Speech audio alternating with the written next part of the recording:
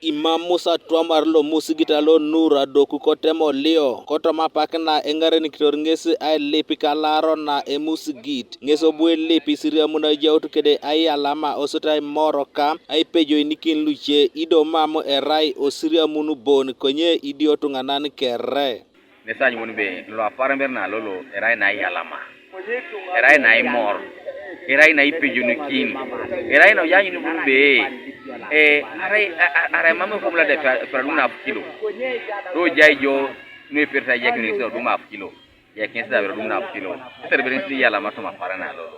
zakiro e koro kono isira muna tupu adumunu aputo ngin na ikor kwa ayari papa kaburamu ikore nenda iche koto mo siria munu lua jasa ay lepi kesi etodi rosa ay alama kechanu ay no munu maparan na lolo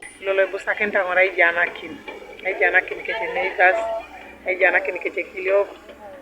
ay alama ay la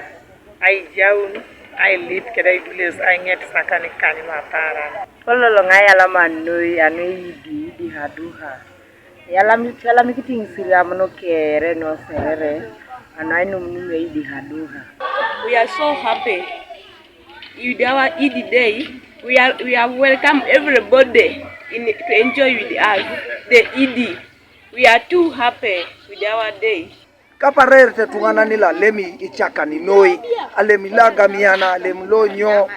amina ngesa lemu ni borongu noi ugeona tiare to maitu kukeda to mai yunu ke obala be orai chiro limtel ngola suban bai tubi kadiko akoko tina tubi to diko kuda ajakin la suban kapi chaka ne ko tungai yune ponengon kape yun to Abraham. Kanuka TV East, Patrick Odongo, Kosere District.